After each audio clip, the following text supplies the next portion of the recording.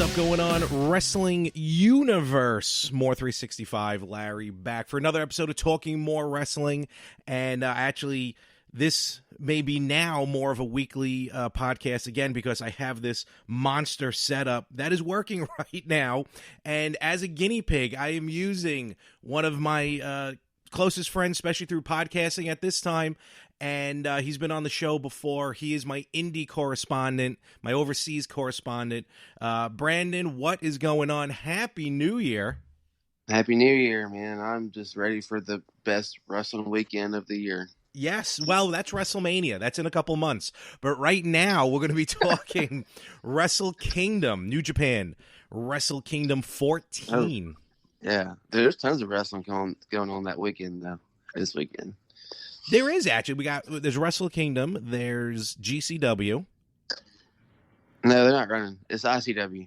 Oh, that's ICW? Forgive me, I'm sorry. It's, yeah. Too many people hitting each other with light tubes. I apologize. Too many CWs. Wait, that is very true. And there's another GCW wrestling somewhere else. Yeah, and here in Alabama. Oh, that's where it is? Okay. Yeah, they're dead.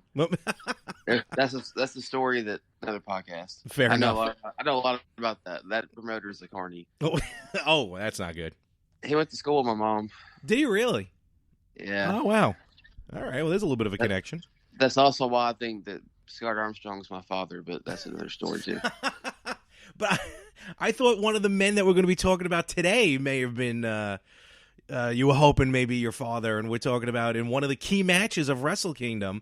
But we'll get into that just a little bit because this may be the final episode or the final time that me and Brandon actually talk. Because there's a match coming up at WrestleKingdom. You talking about Yuji Nagata? Oh, of course. Absolutely. So let's get into, well, first, before we get into WrestleKingdom, let's talk about ICW for a moment and their main event, or one of their key matches, which is Nick Gage against Tessa Blanchard. Yeah, that's, like, I've seen Nick Gage wrestle, like, Chris Statlander and, like, Alley Cat. So, like, he's good at intergender wrestling, but, I mean, he definitely wrestled a Nick Gage-style match against him. That's the thing, a Nick Gage-style match against Tessa Blanchard, who, to me, prides herself on... And look, I'm not taking anything away from Nick Gage. I know it's not my style of wrestling, but it's out there. It's a style. I know you enjoy it, but do you think Tessa can hold up? Yeah, I mean, if she can hold up against Sami Callihan. That's true, but Callahan isn't going as hardcore as Gage is going to. I mean, Callahan's pretty rough. He is. He is. Yeah, I think she'll be okay. Okay, fair enough. But we're here. Won't win. What's that? She probably won't win, though. Probably not. But with that being said, though, we're here to talk about WrestleKingdom, New Japan, live from the Tokyo Dome, January 4th and January 5th. This is a 2-day event. Oh, man, it's going to be awesome. Hey, go back to that show real quick. Did you know that Necro Butcher's on it? Who? Necro Butcher. Oh, is he real? Is he? Oh, that's right. Isn't he taking on Schlack or somebody? What's that guy's name? Yeah, he is wrestling Schlack. And so then, someone's going to die. Probably. And Low Key's on it, but he probably won't be there. Oh, Low Key was supposed to take on... Who was he supposed to take on? I forgot. Yes. You're coming in a little muffled. I don't know if you got the mic on the... Oh, wait. Oh, there we go. All right, cool. That's okay. Who's Low Key taking on? Who? Masahashi Takeda. That's right. But Low Key's keen on no-showing? Yeah, hip hop no show. Well, what match are you looking forward to then from that card from ICW? Which is funny because it's called ICW No Holds Barred, just like the movie. Yeah, that's a good movie. Man, I'm looking at the card now. Probably Eddie Kingston versus Tony Deppen. I've been enjoying Eddie Kingston. He's awesome. I saw him at Evolve 10th anniversary. He's been on NWA Power. I never really seen Eddie perform, but I've seen him more in tag teams. But Kingston, I'm enjoying him. Yeah, he's awesome, and you give him the microphone, and like you just can't go wrong. Yes, on the mic, especially at Evolve 10th anniversary, and he was on the mic, and he was even spitting some venom at the PC and a little bit at NXT. I like that. He knows how to run with it. Even on NWA Power, kind of, because he was not really much of a heel on NWA Power, but he rolls with it. He's a natural, and I'm hoping to see big things for Eddie Kingston. Yeah, so hopefully this year is good for him on the homicide. Let me ask you a question. Speaking of which, I know we're a little bit all over the place in the beginning, but it's been a little bit since I spoke with Brandon and since he's been on the podcast, since I've done the podcast. What are your thoughts on NWA Power? Because a lot of people are saying that it's kind of the sleeper hit. Well, like, I'm not the wrestling fan that goes back and, like, nerds out over the territory stuff. Like, okay. I just never really got into that. Like my history is going back and watching like FMW and ECW, like that kind of stuff. Fair enough. But for what it's doing, I think it's really great because it's bringing that studio wrestling back that no one's seen in a while, and there's a lot of people that probably never even watched territory wrestling. No, and you're right. And the way they did it, and I mean, I never watched growing up because I am older than you. I never really watched territory wrestling growing up in Brooklyn. It was only WWE. That was it. I didn't get WCW. I didn't get NWA. Or at least if I did, I didn't know what channel it was on, but I don't think it really even broadcast up here. So I never witnessed the studio wrestling. But Billy Corgan and what he's doing with the NWA has been nothing short of phenomenal, in my opinion. It's bringing, again, an alternate to what's going on right now, and they're showing that even with just a small number, you don't have to have a giant elaborate arena. You don't have to have tons of fans in there. As long as the quality is on par, which it has been, people are going to watch. And you know, I missed Into the Fire. I missed the pay-per-view. I'm going to try and order the next one, Hard Times, with them bringing back the NWA Television Championship, which I've always been a fan of the TV title, even in WCW.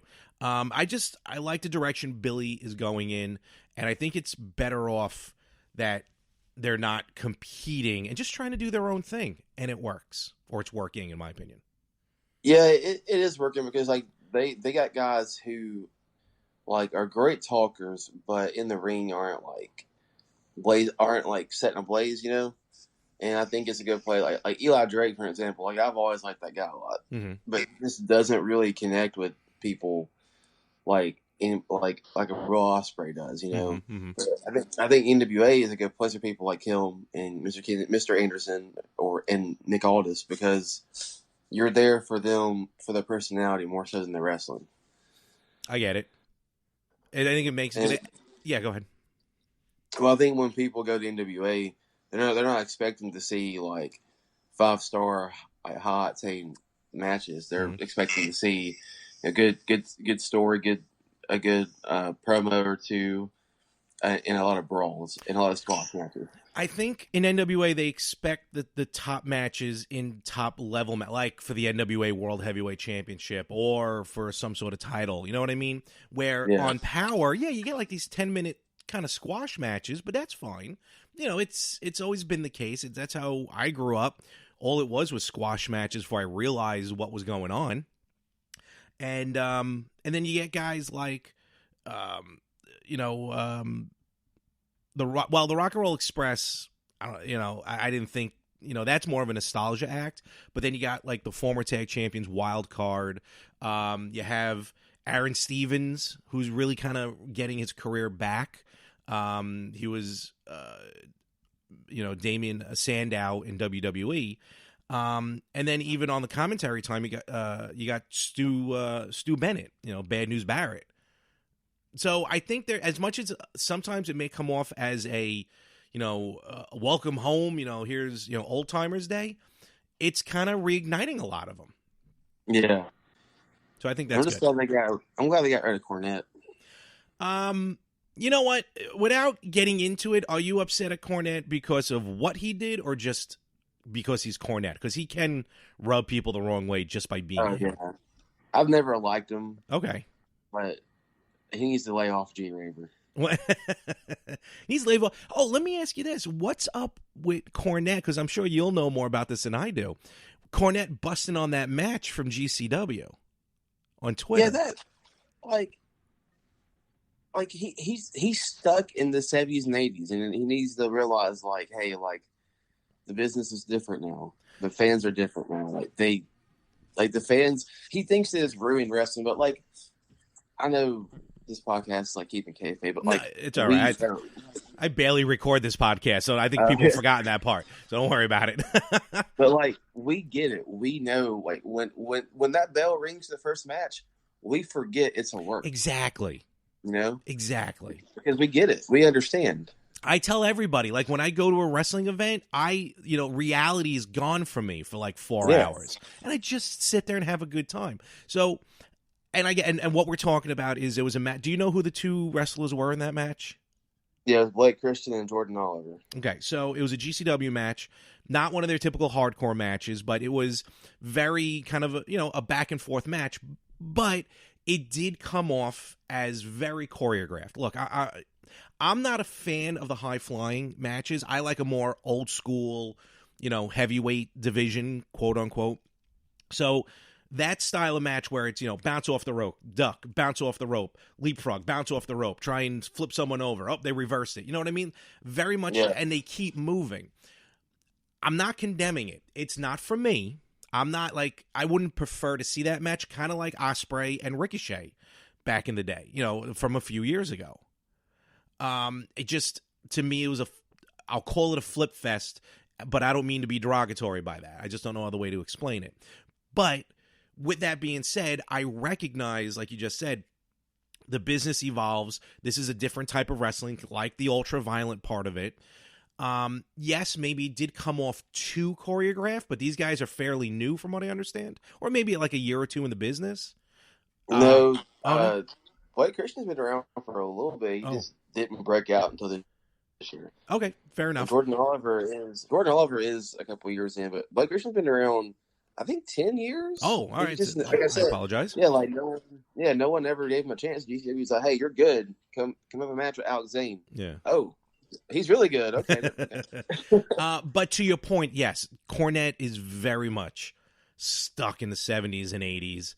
And I think I think people are really starting to realize that, because I saw some people critiquing the match, even saying, hey, look, guys, yeah, maybe you need to slow it down. Maybe don't make it look so choreographed, but here's the good stuff about it. In a couple more years, you guys are going to be nailing it. You know what I mean? Like, positive. You can criticize something, but you can do it in a positive way to be like, look, okay, you did this, maybe do this next time or something like that.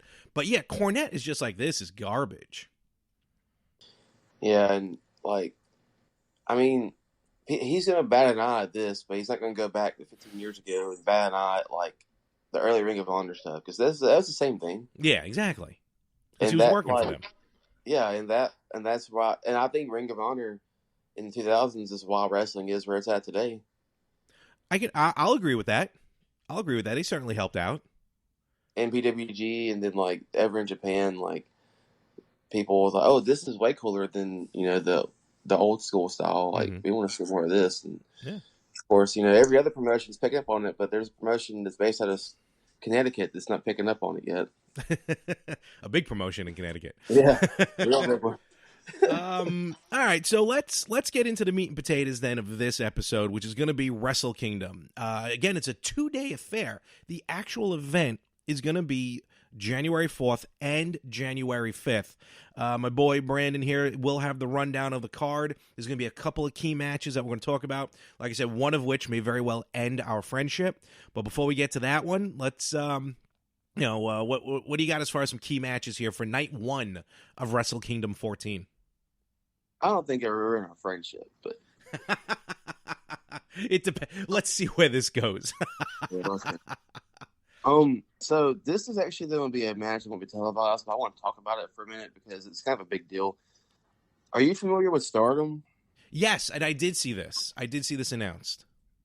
So they have a tag match on this card because Bushi Road, the company that owns like New Japan or whatever, bought Stardom, which I'm hopefully you get Stardom in New Japan World. That'd be really nice. Yeah, right. That'd be like worth the 10, but more. So I mean, it's already worth it. But they have a tag match with Arisa Hoshiki, Mayu Iwatani versus Gilua and Hana Kimura, which Hana Kimura is really freaking good. Mm-hmm. And so is Mayu Iwatani. She's a legend. I love Iwatani. So like I hate that this won't be televised because like I want to see that. It's not going to be on the pre-show? No, it's like for the live crowd only. All right, so it's a dark match. All right, which I'm fine with. And New Japan is starting to come around with the whole women's wrestling and even appearing on that because they don't really have women's matches. I don't think out of anything else, just maybe culture and just how they do things over there. Iwatani, for those on stateside, you may know her here as a former Women of Honor World's Champion. Actually, she was the one that lost the title to Kelly Klein at the Garden. No, I think you're thinking of someone else. Am I? Yeah. Who's the one that was Iwatani? It was I can't think of the girl's name now. Not Sumi Sakai. I'm not talking about her. Oh wait, Iwatani won that title. Yeah, Iwatani won the title and then defended it against Kelly at the G1 Supercard at Madison Square Garden. I don't remember. Look, the Women of Honor is this. It's very agreed. That's okay. Yeah. Hey, look, sometimes we're going to forget stuff. We're human, so. But nevertheless, you're right. Yeah, that should be a good match. And the women, especially at the Tokyo Dome, maybe I'm sure someone will some Westerner will bootleg it. I guarantee you, like a year from now, Stardom will have a big show at Tokyo Dome, probably. Or maybe just be part of WrestleKingdom. Yeah, or be a part of it, or work the venue that New Year's Dash works. Mm-hmm. Going into it, this isn't like a big marquee match, right? Hold on one second. Okay.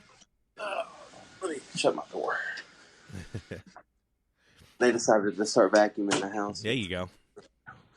All right, so the first match that I think is key is the first of two of Jushin Liger's retirement matches. Yes. Jushin Liger, after 30-something years, finally retiring. Thankfully, he's hit pretty much all the major organizations and coming to an end. So what's his first retirement? I think they're both tag matches, right? Yeah, which is, I'm not happy with that. I feel like they're just doing it to bring back a lot of other wrestlers to kind of like, as part of his history. Yeah, that's basically what they're doing. It's Liger, Tiger Mask, The Great Sasuke, and Tatsumi Fujinami versus Ryosuke Taguchi, Tatshido Takawaya, Shinjiro Otani, and Naoki Sano. It's just a bunch of old dudes. Some classic wrestlers from the day. Yep. Yeah. I mean, I'm sure that match Liger will probably get the win in that one. I'm sure. I think he'll get the win in that one. Yes, specifically that one. Saturdays he won't. Yeah. But going down here, no, okay. The IWGP Heavyweight Tag Team Championship match. Girls of Destiny defend against David Finlay and Juice Robinson. I like Juice. I think 2019 was his breakout year in New Japan. Former U.S. champion. He really broke that C.J. Parker aspect that he had in NXT and just came out onto his own, even in Ring of Honor with Lifeblood, but specifically in New Japan. I believe he went through the whole dojo situation. Yeah, and like this year, there's a few dudes that I follow that that review and like are insiders in wrestling, and like they did like the top 50 matches, and like a lot of people had Juice Robinson matches in their top 50, which hasn't ever happened before. Yeah, right. But like he deserves it because I mean, one of my favorite matches of the year was him and Moxley. That was really good. The one when Moxley won the title? Yeah. Okay, I know what you're talking about. Yeah, that was a good one. That was fantastic. But I think they'll win the belts here. I think because I hope that like Jetto and Ghetto realize that no one wants to see Girls of Destiny anymore. We're tired of them. They've been around for a while. Well, that's the thing about New Japan, though. Just a lot of guys spend a long time in the spotlight. But the tag division's kind of low. Like they need to combine the heavyweight and the junior heavyweight tag division. Just have one division. I can see that. I see why they keep it separate, but I can kind of see what you're talking about. Yeah, they definitely need to do that. But this next match has a little bit to do with Juice as well. IWGP US Heavyweight Championship match. Lance Archer defends against Jon Moxley, and then the winner of that will defend against Juice on the next night. Oh, I didn't realize Juice had a title match on night 2. Okay. Yeah, it's gonna be a good weekend for him. Wow, they're doing a lot of matches then where they might have guys winning multiple titles. Yeah, that's interesting. And this match, Lance Archer and Jon Moxley, is a Texas death match. Yes, it is. And Moxley's not winning. No, I don't think so. I think he's got with his AEW. I think AEW is going to probably have some sort of working relationship with New Japan. But, I think unless they use Moxley for New Japan of America. Yeah, I don't know if he can work New Japan shows in America, though. Well, that's a whole separate entity, though, that New Japan of America. Oh, yeah, true. So... True. Yeah, maybe. We'll see. Know. But Lance Archer, again, someone probably wasn't expecting to win the U.S. title. No. Happy that he did because it's getting him on the map. Yeah, and never that match with him and Ospreay, like when that match happened in G1. No, it actually was before G1. It was New Japan Cup. Mm-hmm. Like that match happened, and everyone was like, "Wait, Lance Archer can work?" Exactly. And I think he retains here and then goes on. We'll get to the Juice match in a little bit. But okay. I have results of that. So moving on, the match that I think is the main event in my opinion. Ospreay defends the IWGP Junior Heavyweight Championship against Hiroshi Tanahashi, and I am so thrilled that man's back. I love that man. Yeah, Takahashi. Why was he out again? I forgot why he was injured. He messed his neck up. Oh yeah, that's and the neck is you got to be careful of the neck. Ospreay. Tell Kota Ibushi that. That's true. I don't think he has a neck anymore. I think he's just all metal at this point. Yeah, I think it is.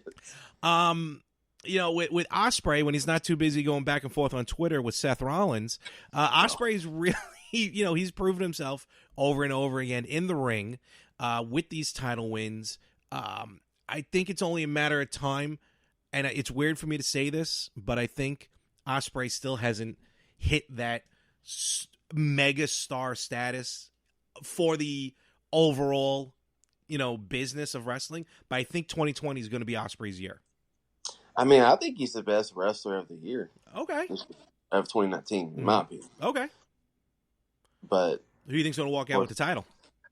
I think Takahashi has to walk out with the title. Okay, because of everything that he's gone through, and he's back. And Ospreay should move up. I think by middle of this year, Ospreay will be the IWGP Intercontinental champion. I can see that. Okay, I can definitely see that. So he's gonna move up. Takahashi will kind of man the fort there a little bit. Mm-hmm. And speaking of that belt, we'll move on. Jay White defends that belt against Naito, and the winner of that will go on to the main event of the next night. Yes, the winner. So what's happening is night 2 is going to have, for the first time ever in New Japan, a unification match for the IWGP Intercontinental and IWGP Heavyweight Championship. So the winners of those respective matches on night 1 will go one-on-one night 2. Now, they're not like trying to dissolve the Intercontinental title. They're just going to have, kind of like when Jay Lethal was the ROH World Champion and TV Champion. They'll keep both titles, but there'll be like one champion. Yeah, I think that's what they're doing. I haven't heard anything that they're like them combine them or take it away. Okay. And I think I think they'll do a thing where whoever ends up winning both, like someone like an Ospreay will challenge. Maybe they one does like classic 2 out 3 falls, like one fall get this title on. Oh, okay. Ooh, that'd be interesting. I like that idea. Like they did at Mania that one year. I was just thinking. Jericho, Angle, and somebody else. I don't remember. But it was the 2 full triple. Wasn't it Nunzio? What? It may at this point it might as well have been. All right. So now I know you're a Jay White fan, right? Yeah, he's on my wall. Well, and unfortunately to say, I think you're one of the few Jay White fans that I know of, because he wasn't that popular in the Garden back in April. Yeah, I think he's just a good heel. People are just buying into it. I think so. Yeah. Don, the dude can work, but I'm glad he got that run he got, but I didn't think he was ready for it. I gotcha. Yeah, maybe it was just more of a just to get to the Garden for Okada to win the title on U.S. soil. Give him his win. His 15 but minutes. I think, yeah. Well, that match went longer than that. It did. Trust me. I think I fell asleep. Well, a quarter of the crowd left to go to Joey Janela's show in New Jersey. So, and they rightfully so. So Ricky Morton do a Canadian Destroyer. Oh my God, bro! When you texted me that, you were like, "You gotta see this." I was like, "What happened? Like, who is that?" Ricky. I'm like, Ricky Morton. Meanwhile, I ordered. What did I order? I ordered the AEW pay-per-view. I was at my parents' house, so I ordered the last AEW pay-per-view full gear. When the Rock and Roll Express were in the front row, and then when they jumped into the ring, my mom just happened, because I was crashing my parents, so my mom happened to walk by. She's like, "Who's that lady with the long silver hair doing all those moves in the ring?" I'm like, "That's not a lady. That is Ricky Morton." And he's still going at 60-something years old. Yeah, he's a spot monkey. He has to be, because Robert Gibson isn't doing much. Yeah, he can't really see straight. No, he can't. I don't think he ever could. So Naito, and I love Naito. I'm a big Naito fan. Ever since I, saw him in Ring of Honor, Los Ingobernables de Japón. I gotta say though, as much as I don't want him to win because I feel like it won't work in his favor on night 2, I would love to see Naito walk out as the IC champ. I think he is. Like, he has a big redemption story to tell here. Mm-hmm. And so there's stories that I think New Japan booked it to where you kind of forget that he has redemption, because, like, I think it was 2 years ago, he had that match against Okada in the main event. Yes. At WrestleKingdom, and he didn't win. Everyone was like, what the heck? Yeah. And now people are like, what's next for Naito? Like, if he don't win the belt at WrestleKingdom, what's next for him? Mm-hmm. I think there's a story to tell with him didn't this win and going the next night and getting the win there. Oh, all right. So basically, you're saying you think Naito's going to walk out the dual champion? I think he will. Okay, I can see that. Well, no, I can't see that actually, because let's talk about unless you have another match on before we talk about that main event for night 1. Yeah, there's that match, and then Okada and Ibushi for the big belt. Yeah, so IWGP Heavyweight Title, Ibushi, he's got the contract to take on whoever the champion is at WrestleKingdom, and he is taking on probably one of the what's the word I'm looking for? I don't want to say prolific, because that may be the wrong word, but Okada, probably one of the most dominant champions in New Japan history. He's the best wrestler of the decade. Okay. I will agree with you on that. Watching Okada live, even during that weird heel run when he lost the title to Omega, you know what I mean? Like, he had that weird, maybe a heel run, like he dyed his hair and everything. I remember you texted me and said you were in tears. Yeah. I was a little upset. So who do you think's going to walk out with the world title, the heavyweight title? Okada. Really? You think all of this with Ibushi? Not Ibushi. With Ibushi. And he doesn't win the title? I think he's a little biased. I'm just not an Ibushi fan. Okay. All right. Fair enough. Do you think Ibushi may be on his way out? Maybe he's going to... No. I mean, he has that contract. I mean, honestly, I wouldn't be surprised if they do him, like... I mean, I want Okada to win, but I'll just be real. I think Ibushi will win this match. Okay. All right, then they'll have the Ibushi Naito. Now, they have some history, right? Yeah. I'm sure they do. They got a lot of history. So that's the thing. So we're going to start to go into night 2 now. So the way I see it, and I guess the way I see it is going to be Naito and Ibushi, champion versus champion. Yeah, I don't know though, because you could. But that like, is... You also you give Okada Naito and let Naito beat Okada and get his win back. No, you're right. I see that, but I don't know. I feel like they're building up Ibushi for this main event status, but then to have him lose the title the next night, because to Naito, I don't know, and that's good. Yeah, I don't know. Yeah, I'm going Okada wins. And then gets Naito, and then you get Jay White and Ibushi next night. Oh, that's right. The losers will take on each other. Yeah. Actually, you know what? Jay White and Ibushi, I think, is going to be an awesome match. Yeah, if that's how it works out, I think it will be. Okay. All right, cool. And speaking of night 2, we got some other matches on night 2. Yeah. What do we got? We got Jushin Thunder Liger's final match. I'm glad you skipped the first match. What? Oh, I don't have the listing, so I didn't have it in order. What's the first match, out of curiosity? Oh, it's like a never open weight 6-man tag title gauntlet match. Do those titles still exist? Doesn't Yano have one of them? Yeah. a 6-man tag gauntlet match just sounds confusing. I'll say one thing about it. I'm mad because poor Shingo Takagi is stuck in this mess. That man had a good year. I've never been a fan of gauntlet matches. Yeah, neither. Especially because WWE kind of ran him into the ground this year. But yeah, I mean, that was half of a Raw. They were doing that as well with 2 out of 3 full matches for about a month. Every 6-man tag was a 2 out of 3, and it went the exact same way. First fall was short. They went to commercial. Then the second fall long, and then third fall short. You know what? It always whatever. They should stick to weddings. Hey, I thought that wedding was phenomenal. You know, it was their highest rated segment in 3 months. Yeah, that's why I don't watch Raw. Come on. You knew something was going to happen during that wedding. That was not going to just lay by the wayside. Do you want to know what I did while Raw was on? What were you doing? I was watching Degrassi. Oh, my God. You were watching an old rerun of a show, a Canadian show? Yes. My God, what is the matter with you, sir? It's good stuff. But hey, storytelling than what Raw's got. Come on, Liv Morgan and Lana? Anyway, that's another podcast for another time. Yeah, we'll have to do the Triple X podcast.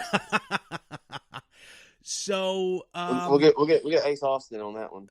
Oh my God. You know, the Triple X division champion. I saw this segment of him and who was it? Eddie Edwards' wife he was hitting on for a while. Yeah. After he won the X Division. I was like, oh my God. You see the one where where he was making a movie? No. Oh my gosh. So Don Callis is like, yeah, man, we're gonna go live. Ace Austin's making his first movie. And it's just Ace Austin and just girl in a hotel room, and it's he walks in looking for his buddy Bob. Hey, I'm here to cut your grass. You know how that. Yeah. His wife comes in, and oh my gosh, it was great. They're actually doing Ace Austin's a porn star. They're actually doing that gimmick, and I freaking love it. You love that, but Lana and Bobby Lashley getting married, broken up by Liv Morgan and Rusev, you could have done without. Yeah, absolutely. This is why I love wrestling and why everybody's killing the business. Ace Austin can wrestle circles around those two guys. No, Ace Austin is. Even though I thought Tessa should have won the X Division title in that ladder match, I am enjoying Ace Austin. I do catch Impact when I can. Yeah, it's gotten better. It's got to be and I'm happy that it is. So we definitely need to get better. Speaking of Impact, we got to talk about Liger's second. Yes, last match. Let's talk about that. In a 24-man tag match, I think. No. Oh, This would be a good match. Okay. It's him and Naoki Sano versus Dragon Ryu Lee, which he's going by Ryu Lee because of Dragon Lee. Yeah. And Hiromu Takahashi. Okay. So I think Takahashi wins against Ospreay. Then he pins Liger in this match. Yes, I feel I'm a traditionalist when it comes to someone's last match, and I feel you have to lose your last match. That's just I feel it's tradition as much as I understand the business evolves. I feel like tradition wise, you lose your last match. I feel like Liger will lose his last match. I think it would make sense if a champion pins him. Mm-hmm. So that I think that will work out well. But, Liger, 30-plus years. A couple times he came out looking like a Kiss monster. But, dude, oh, man, kissing Liger, dude? Yeah. Oh, my God. I never even knew about that character until recently. I have a T-shirt with that on it. That's cool. I have the pentagram on it. It's pretty awesome. I wrote the church. Wait a minute. It took me a second. So Liger, I think they're gonna do, and they'll probably have some sort of ceremony after the match or something like that. New Year's Dash. That's the only thing. Oh, that's true. I forgot about New Year's Dash. That's the third night. Dude, I think Liger's last match should have been like he wrestles whoever wins against Ospreay and Takahashi, and then like in a title match. Yeah, and then like that's how it goes out. But this is fine too. Yeah, because I don't think like having someone wrestle like their last match in a title match just doesn't make sense, because you almost expect them to lose, because if they win, they're not going to defend the title if they're retiring. You know what I mean? Or it could be like, hey, if I win, I'll stay around for a little while. Oh, I see. Kind of like when Dreamer did that when he won the WWE ECW title. Oh God. I heard that. Okay, so what else? Ezekiel Jackson, dude. That's all I gotta say. Ezekiel Jackson, the final WWE ECW champion. Oh well, poor Christian. So what else? What else do we have on tap for this night 2? Which by then I'm going to be very, very tired. These daggum junior heavyweight tag championships.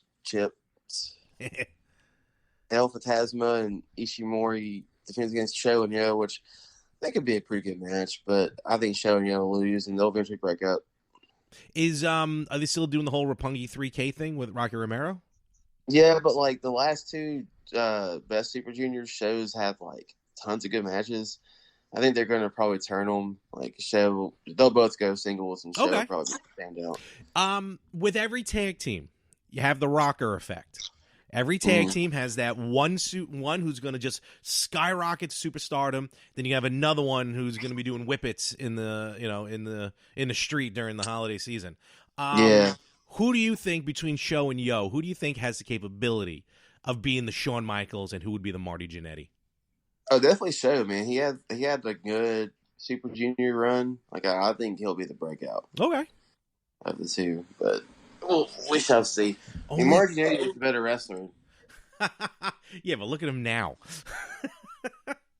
Oh man, if you ever want an entertaining story, look up Joe Janela talking about the night that Jannetty worked the first spring break. Talk about how he had to pick him up from the bar and this. It's terrible. Yeah, it was a good story. Poor Marty. Have you ever seen the introduction video of that first spring break? Probably not. No, I don't think I have. It's Joe Janela finding a genie bottle and rubbing it, and Scott Hall pops out of it. Maybe Cornette has a point. Maybe these guys are killing the business. No.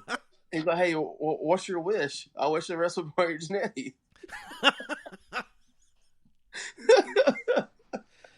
Then again, this is also, this 2019 was the year that I saw 2 invisible wrestlers wrestle each other to a sold-out crowd who was invested into it 100%. So anything can happen in professional wrestling.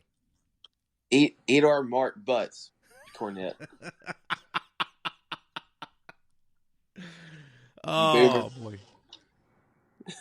What do we got next? We got my boy Zack Sabre Jr. defending the British Heavyweight title against Sonata. Who, by the way, Sonata came a long way. Yes. I thought Sonata was going to win the heavyweight title this year. I did. I really did too. Because sometimes they'll rocket strap a guy for a little bit, like randomly. I think he'll get it one day. I also think Zack Sabre Jr. could win it one day. Zack could. Zack Sabre Jr., if you're not, if you're only used to WWE, you don't know what to make of Zack Sabre Jr. Yeah. Because as much as he's amazing in the ring, don't get me wrong, but his personality is very dry. Because it's the way it is. It's just the way it is. But he's hilarious. He can be. He certainly can be. I haven't heard him too much on the mic, but the few times I have heard him, he is very witty. When he beat Naito in the New Japan Cup last year, he has a problem. He was like, "Who's Tranquilo now, dickhead?" I think that's one of the ones I heard of him. Yes. That was so funny. Oh my gosh. And then he wrestled Ibushi, and he was like, people are idiots that wrestle Ibushi. Like, if that man's going to dive at me, I want to move out of the freaking way. Exactly. It's like, come on, kayfabe it just a minute there, Zack Sabre Jr. And like, there was a spot where like Ibushi goes up to dive at him, and Zack's like, no. I think I saw him do that. I think he's kind of just moved out of the way. Yeah, he's like, no, man, I ain't staying there to catch you. It's like, would you ever see Zack Sabre Jr. just lay there for the people's elbow? No. No, he would turn into an armbar. Oh, forget, absolutely. Absolutely. Dude, he would press with the Rock up. The Rock wouldn't stand a chance. Ooh. That's a WrestleMania match right there. Oh, the Rock. Okay, look. The Rock. I had to watch the Rock beat CM Punk. Don't put me through this. And he beat him with the people's elbow, not even a rock bottom. I don't want to talk about All right. All right, what else we got? Oh, first of all, who do you think's gonna come out on top with Junior and Sonata? Sabre's on everything. All right, fair enough. Next, we got the winner of the U.S. Championship versus Juice. Like we said, Lance Archer wins. I think Archer wins this one too, and they really build him for the America shows, which I'm going to 2 of those. Oh, that's cool. Like the actual New Japan of America. Yeah, they're coming. Like they're coming at the end of January. Okay. To Nashville, and then February 1st in Atlanta. All right, cool. I can't wait to hear what your take is on those. I hope Tanahashi's there. Well, we'll see. It depends if his career is still intact. Oh, it'll be intact. We're gonna leave that one for last. But yeah, I think Archer wins for real. Okay. And they really build him for America, and I think Juice will be a big part of that too. I think Juice will be as well. Absolutely. Yeah, but a lot to build with Archer. I mean, that dude's ceiling is just way high. Mm-hmm. That dude, he's got a lot to go. I mean, he's came a long way since Lance Hoyt. Yeah, a lot of guys have come a long way since some of those odd gimmick runs. But Archer, he's a madman, and that's why, the match with him and Moxley on night 1, I think is going to be a barn burner. Oh yeah, you ever seen the dude dive? Yes, I have. He just doesn't care. It's terrifying. Yeah, absolutely. And then he'll cuss at little kids in the crowd. It's pretty funny. I've seen that too. Yes, almost like Sasha Banks. Yeah, dude. Alpha Tasma freaking flicked the kid off one time. That was hilarious. I was there. I was at an Impact show. They were filming at the Manhattan Center when MVP yelled at this little boy who was sitting right in front of me, and this kid just started crying. I mean, tears. So I tweet during the show. I tweet MVP. I'm like, "Oh, way to go! You made this little kid cry." And he goes, "Good. Maybe you should learn a lesson." And I mean, and the father wanted to strangle this guy. I guess like the dad didn't realize, it's kind of, fine, you made your kid cry, but kind of rolled the punches. Yeah. MVP can do it whatever he wants. Apparently. All right, so our next match is for another belt that I think shouldn't exist. The never open weight? Yeah. But Kenta defends versus Hiroki Goto, which I don't like. They teased Shibata and they didn't give us the match. They don't ever tease stuff and not follow up. Maybe they thought he'd be ready to wrestle by this point and he wasn't. Mm-hmm. Goto's fine. I'm sure Shibata will be out there with him. I like Goto. Yeah, I like Goto a lot. Just the dude gets the crappy end of sticks. That's why he keeps winning the never open weight title. Yeah, but I think Kenta will retain. I think they will still do something with Shibata. But not WrestleKingdom, apparently. Honestly, right. Maybe a lot of this may be saved for New Year's Dash. Well, they don't do anything big on New Year's Dash. They do 6-man and multi-man matches. Yeah, but they've done like Jericho on a New Year's Dash show came out. That's when he attacked Naito during that. Yeah. Oh yeah. Run. Oh, you mean building to it like that? Yeah. That's what I meant. Yeah. Okay. Yeah. Maybe they'll get something on there. But I think Shibata will come out with Goto though. Okay. All right. I think he's in Chaos. Is he in Chaos? Yeah, I don't know. Everyone's in a group. Yeah, honestly. It's turning into the NWO. This next match is actually the losers of the night before. Okay. which I'm thinking Jay White and Ibushi. But I think that will be a better match between the four of them for night 2. I agree, and I'm gonna give that one. I'll give that one to Ibushi. And if not, it'd be Okada and Jay White, and Okada will get his win back from a couple of years ago or last year. I love how we're just writing off Jay White that he's gonna lose. Yeah, because someone's gonna lose twice in a row. So one of them's got to. But if Okada lost, the first night, it wouldn't hurt him. No, not at all. But losing 2 in a row, yeah, someone's going. But yeah, I think it'll be Ibushi, Jay White, and Ibushi gets to win. Okay. You want to save this match for last? Yes, let's talk about the unification match first. All right. Naito and Okada. In our opinions. Yeah, that's what I think. Naito wins it. All right, so we're calling, and I agree with you. So we're going to call it Naito is going to walk out of Night 2 of WrestleKingdom, both the IWGP Intercontinental and IWGP Heavyweight Championship. I think that'd be great, especially with his no-care attitude that he used to have. Oh, yeah. He seemed like just whipping around both belts, just throwing them up in the air and knocking somebody out maybe by accident. Yeah, he deserves it too. Oh, I think he absolutely deserves. I shouldn't say hate, but I'm not happy about his heavyweight championship runs were fairly short compared to usually how long someone gets a run for. Remember when he won and he just threw the belt? Yeah, I love that no care attitude. Didn't he break one of them? Yeah. He did. So this is kind of random. I want to look it up. He's 37 years old. Really? I thought he was a little younger than that. And there was a point before he broke out, he was almost done with wrestling. Okay. Well, and yeah. And he deserves this. He does, absolutely. And give him a good solid run with it. Oh, yeah. He's older than Okada. Okada's 32. Wow, Okada is young. I thought he was older. I wonder how old Ibushi is. I know Jay Watt's 47. He's 37. Ibushi's 37. Wow. Again, older than I thought.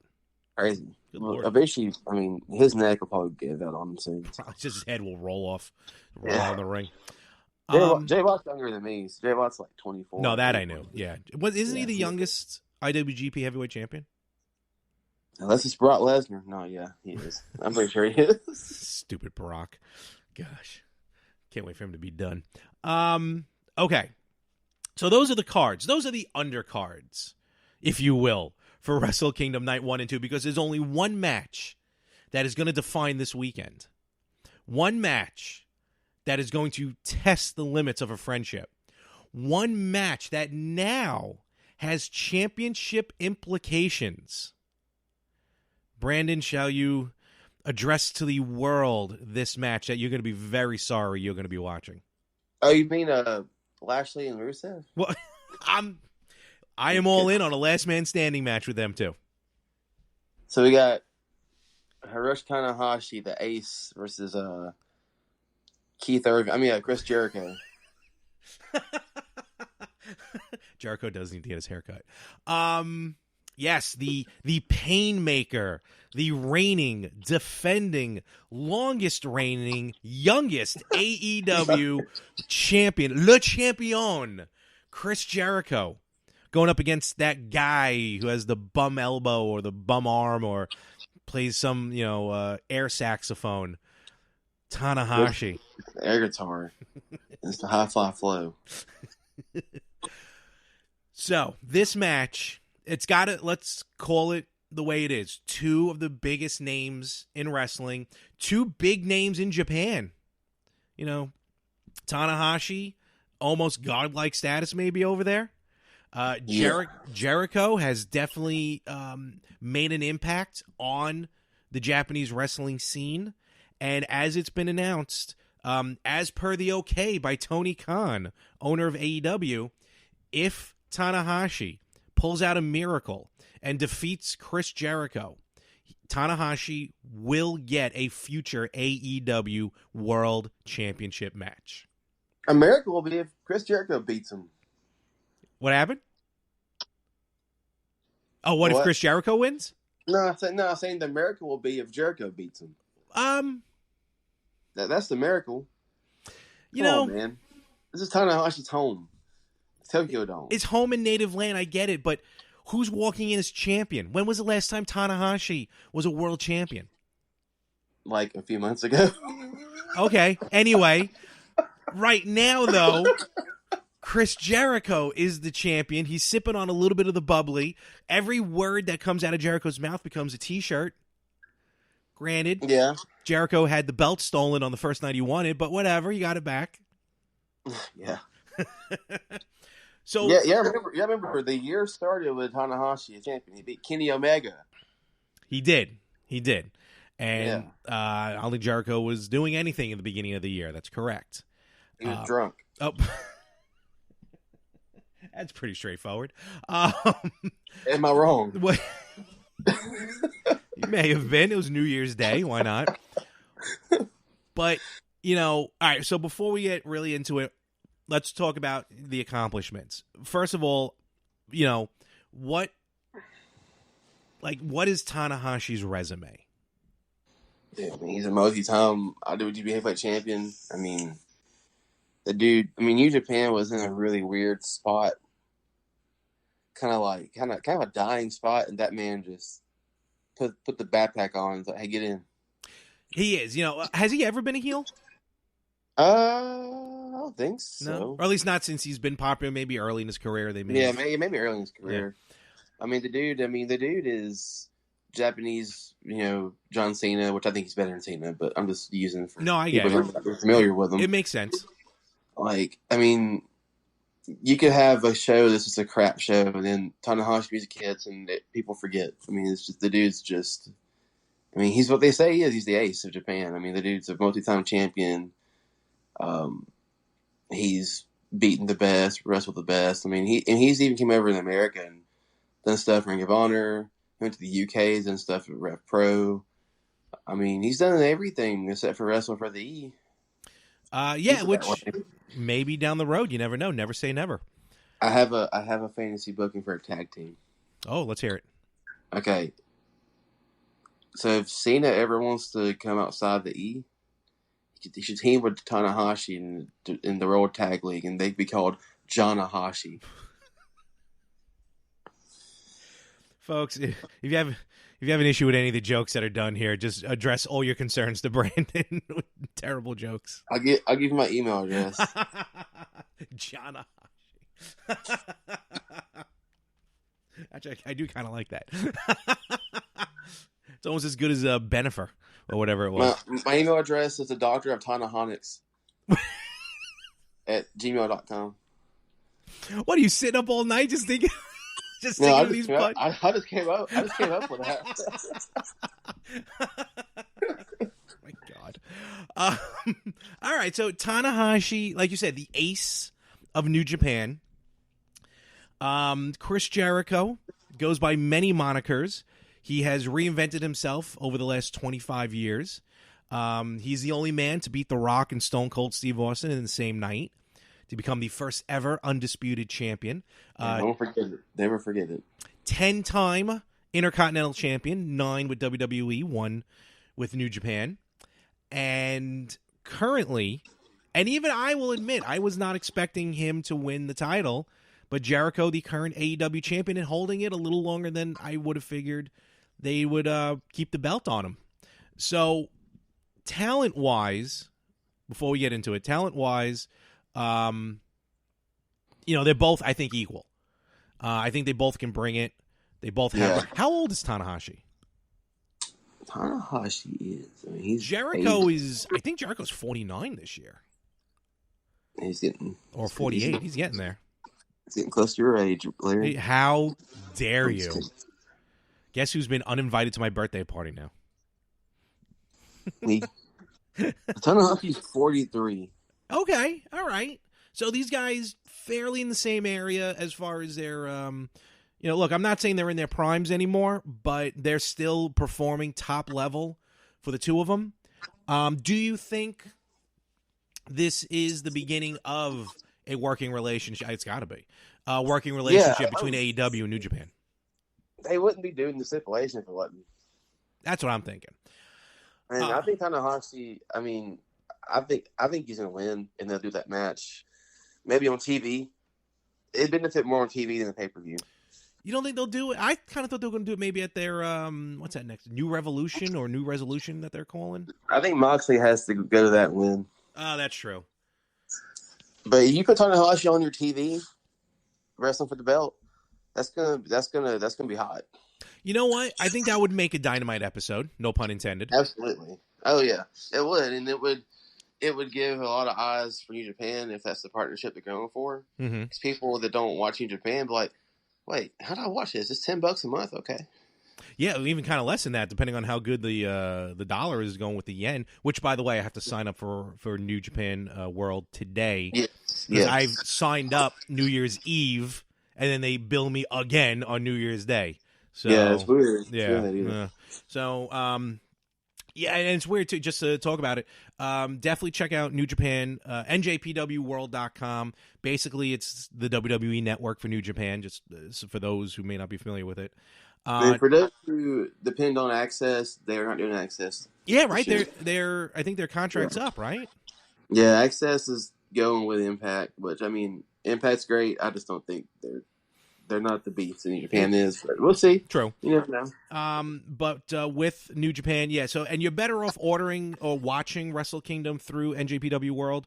You can watch it on Fight, but it's going to be a little like $30, something like that. I think you can get all three shows, night 1, night 2, New Year's Dash, for like $50. But not only that, it's not live. No, not at all. So, granted, the show is going to start 2 a.m. Eastern time. So I'll be up at that point. 1 a.m. for me. There you go. And 11 p.m. on the West Coast, you lucky bums. Yeah, I got a lot of wrestling to watch this weekend. I'm actually going to a show Sunday. Oh, are you? Oh, man, you're going to be very tired then if you're watching night 2. Yeah. And you're driving up to Nashville. How far are you from Nashville? Like 2 hours. That's not the end of the world. Not bad. I'm thinking about going to Philly. It's the same with Atlanta. Okay. 2 hours. All right, that's not bad. Yeah, I'm thinking about I may go to Philly for Elimination Chamber. I'll say it's about 2 hours, 2 hours. Can you go by Joel Embiid's house and tell him I said hey? I'll see what I can do. I'll just knock on the door. This guy says hi. Mr. Embiid, my friend said hey. Let's do this.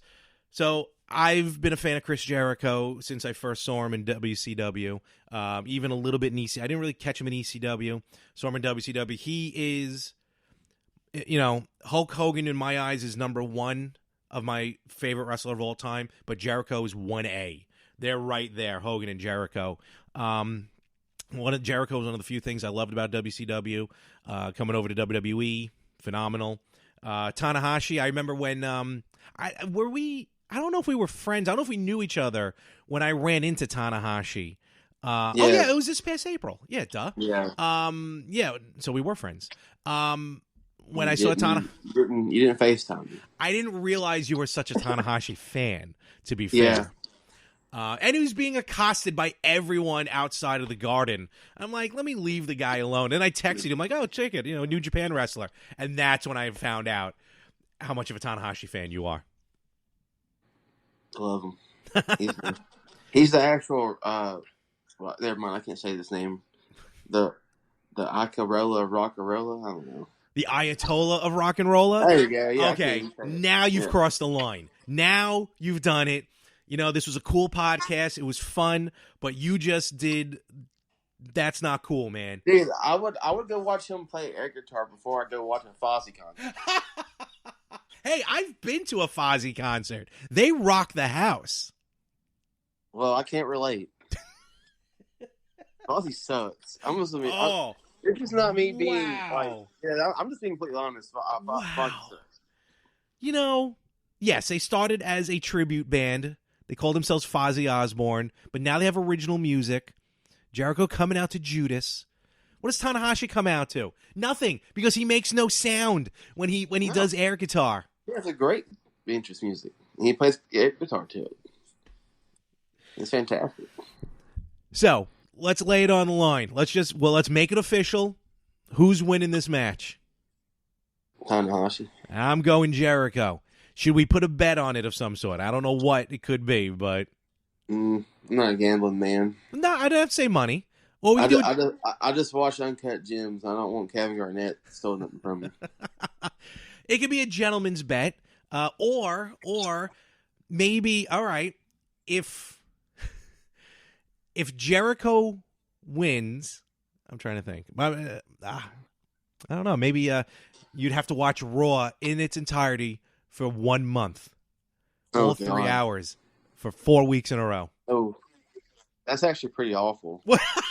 How dare you? Like, that sounds like, I don't know if I can do that. I mean, and if Tanahashi wins, I will order the next. Well, I don't mind ordering it. I'm not saying anything, or I will try and watch like the next 2 or 3 GCW shows. Well, that's actually enjoyable. I actually like that. I'm not. What are you talking about? Watching these guys go through, light tubes and because what else? I'll tell you, like, they're getting away from every match being that. Like, it's like ECW now. Like, all right. I think you'll really enjoy it. We'll just stick to the gentleman's bet then. Yeah. We'll stick to a gentleman's bet. What's gentleman's bet? What is that? Oh, just, all right, fine. If Tanahashi wins, I will congratulate you on the internet. Oh, no. All right, scratch it. I got it because my friends do this in hockey. If Tanahashi wins, I will put as my profile picture Tanahashi for 1 week.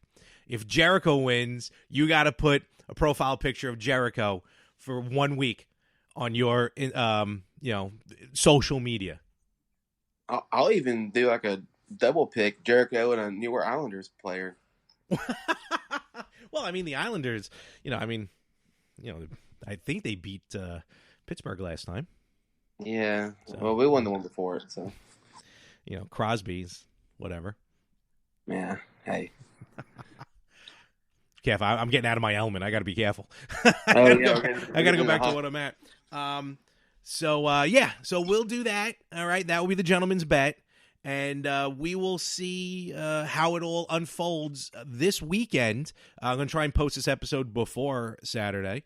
But yeah, folks, that is WrestleKingdom, night 1 and night 2. And you know what, Brandon, as always, I have an absolute blast talking wrestling with you. Yeah, man. Always fun. It's always fun to give you crap for enjoying 3 hours of Raw. Look, I've been watching it for almost 30 years.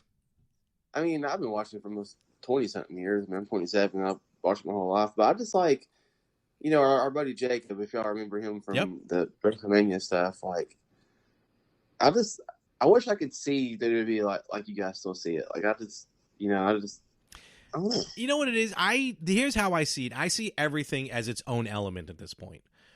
WWE, all right, fine. They're more glitz and glamour. They do the storylines. And yes, this whole Lana Bobby Lashley thing was terrible. I don't blame the wrestlers, obviously. I'll blame the writing. I'll blame Vince, as much as I love Vince. I also can't stand him at times.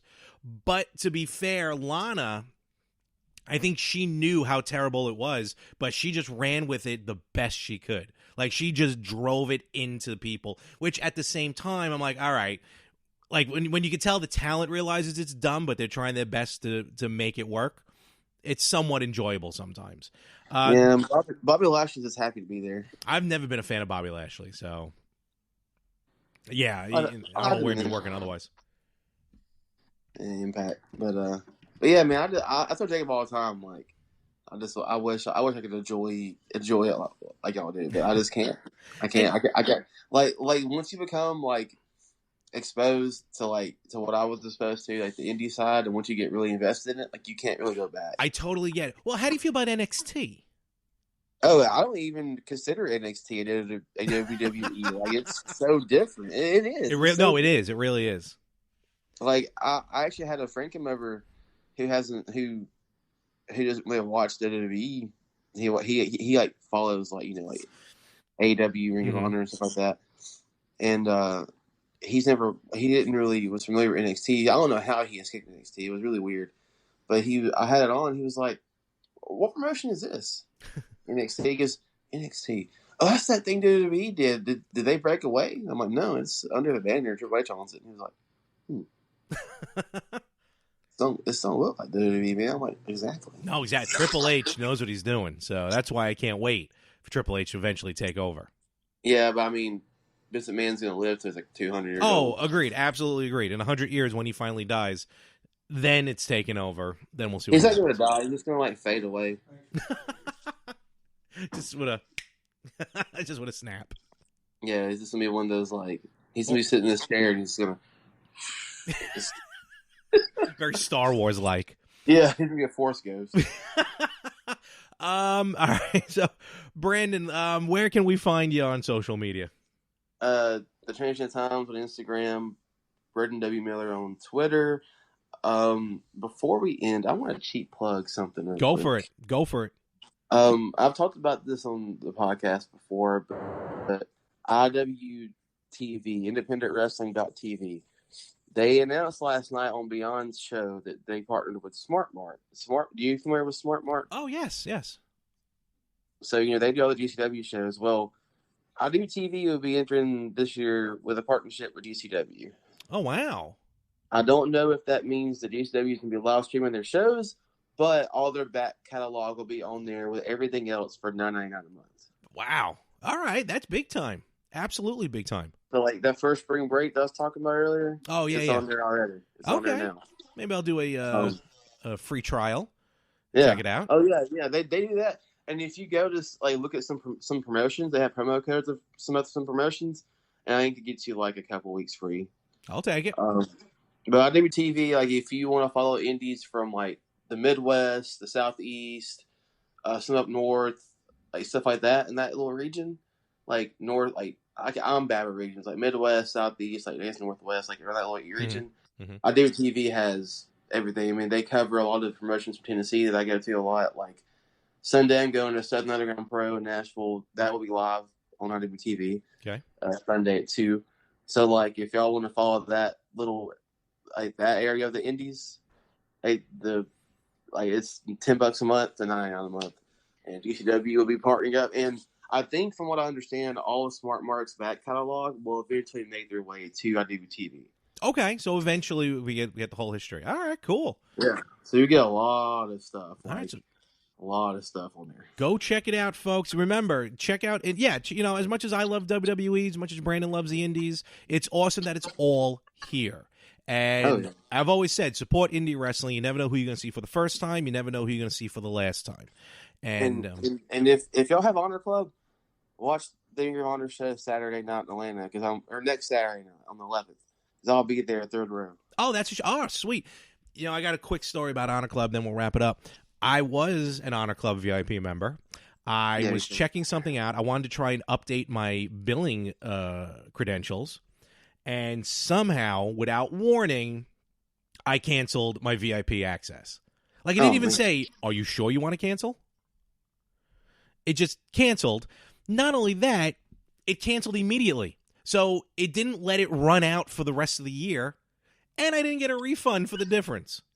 Oh, that's weird. Oh, it happened in like November or right before Final Battle, so early December. I was so mad. You didn't miss anything. Final Battle sucked. No, I know, but still, PCO almost killed himself. Yeah, well, of course. I get to see him in the Roosh in the rematch. Hey, look, at least PCO's getting recognition. Yeah, I love it, man. I'm looking forward to seeing him as champion. He's wrestling Roosh at the show I'm going to, and then we get Dragon Lee. I get to see Dragon Lee, which is crazy. Yeah, he's awesome. And then Gresham will be there. Marty will be there. So, I mean, the Briscoes. I mean, it's going to be fun. All right, awesome. So check it out. Center Stage, right? Yeah, at Atlanta, yeah. Oh, just the fact you go to Center Stage is also awesome. That's a classic location. Oh, yeah. Hey, while you're down there, check out NWA Power. Into the fire. And with that, folks, we're going to wrap this up. Brandon, thank you again so very much for being on the show. Like I said, I love talking wrestling with you. Because I'm always learning something new from you, in all honesty. Oh, yeah, man. I'm an encyclopedia of useless knowledge. And, folks, if you listen to the podcast, definitely like, subscribe, check us out. I'm going to be, now that I have the capability here, I think this thing worked. If you don't hear this podcast, it means I forgot to hit some button, but and we recorded for over an hour for no reason. But right now it looks like it's all recording. So check out all the podcasts. Happy New Year. Happy 2020. And Brandon, we may get together again, if not sooner. We will definitely get together to talk about, as always, the WrestleMania weekend. Yeah, of course. All right, and until then, folks, enjoy. We will be here next time when we will be talking more wrestling.